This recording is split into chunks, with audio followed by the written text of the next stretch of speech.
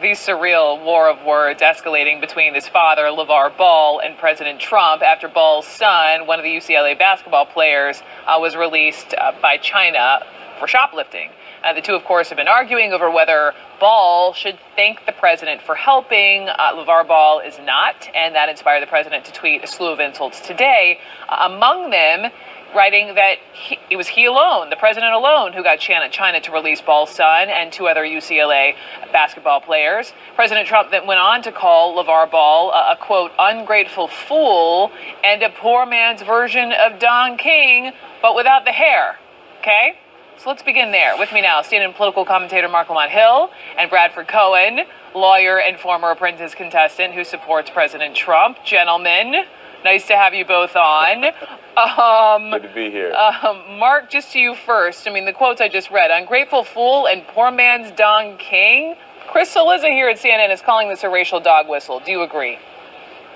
It feels like a racial dog whistle. The entire time, there's an undertone of, you should be grateful to me, you know, these uppity black people. And this isn't just because of LeVar Ball. It starts with the NFL, where, again, he talks about these highly paid athletes who should be grateful to be in the NFL. This discourse, it keeps recurring about, and it seems to be directed largely to black people. Let me be clear. Donald Trump is an equal opportunity jerk when it comes to celebrities. I mean, he goes after Meryl Streep, he goes after anybody. But when it comes to athletes in particular, there's a sense of you should be grateful. And this is narcissistic, this is arrogant, this is bizarrely unprofessional and unpresidential. But there's also a racial undertone to this that's really disturbing. Bradford, how do you see it? Exactly the opposite. I mean, listen, you know, first of all, the hair comment, I feel for him. But Donald Trump and Don King have been friends for probably 40 years. They've known each other for a very long time. I know personally that they're friends. So the thing is, there's nothing racial about it.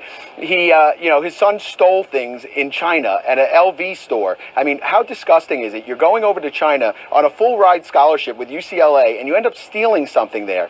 And then Donald Trump steps in and says, you know, these kids, they made a mistake. Let's release them. This is crazy. Let's do something for them. And they get released. And then there's no thank you. Now, you know, how is that right? I don't care if you're purple, blue, black, yellow. I don't care what you are. You thank someone for going out of their way and helping someone who stole something. In America, that would have been a grand theft. And a grand theft is punishable by a felony. In China, it's even worse. You could get 3-year minimum mandatories. These are 3 guys that are ungrateful guys that don't thank anyone. Race has nothing to do with it. They could be any color of the rainbow. You thank somebody. He went out of his way, right.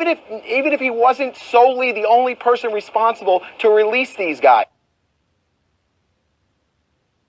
right? Even if he wasn't, he went out of his way to mention them and to say, listen, these are kids that made a mistake, and let's take a step back and let's release them. And they were released. So I think they're ungrateful. I think Donald Trump's statements are 100% true. Okay. Go ahead, Mark. Right. So, I mean, you're largely debating things that aren't in dispute. You made the point that he and Don King are friends. Not in dispute. You made the point that stealing is wrong. Not in dispute. You made the point that it's a big crime in China. Not in dispute. Not in dispute. You made the point that you should say sorry, or you should say thank you if someone does something for you. Not in dispute. No one is disputing those things. What's in dispute is whether or not Donald Trump's reaction to LeVar Ball has a racial undertone to it. And comparing him to Don King, calling him an ungrateful fool is an unrelated issue to almost everything else that you raised. And again, if this were just an isolated incident, I would feel for you. I'd say, you know what, maybe this is just Donald Trump being a jerk. I mean, the best case scenario here is that he's being narcissistic and unprofessional. But the problem is this is linked to a series of things. Donald Trump has a long history of racial and racist tweets and actions. And because of that, it's very easy to connect this.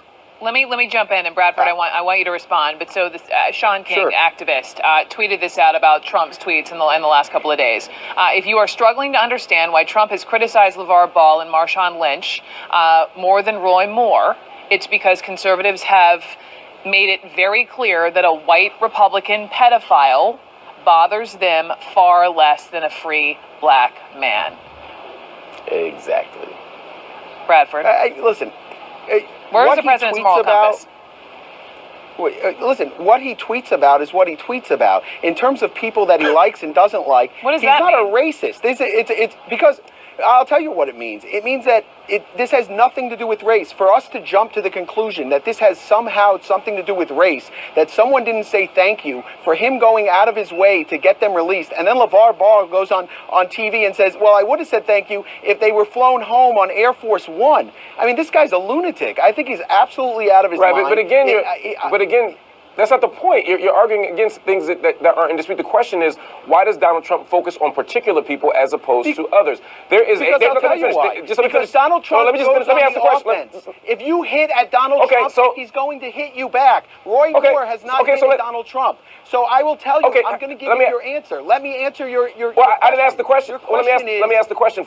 No, that's not my question. Let me be clear about my question. Is when you look at the tiki torches in Virginia, no one was on the offensive. When you look at Colin Kaepernick, he wasn't on the offensive. Yet he targeted those people, and he doesn't target Roy Moore, and he doesn't target other people who have committed far more heinous acts. Why is that? That's the question.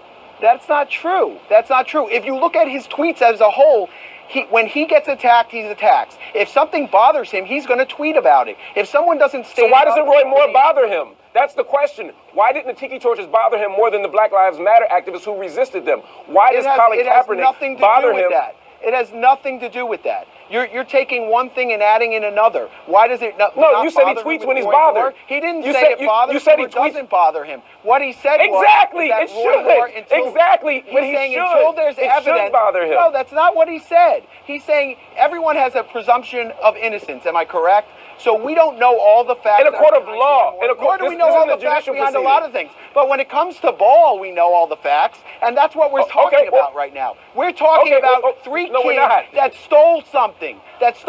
From a store, and he got them released. There's a kid in North Korea that stole a poster that spent 15 years, that got a sentence of 15 years in prison, and then he died. Okay? So to not thank Donald Trump for what he did for this is disgusting. That's what we're talking about. That's not what it has nothing to do with race. It has nothing to do with white, black, or purple. You turn this into a racial thing, and it's not a racial thing.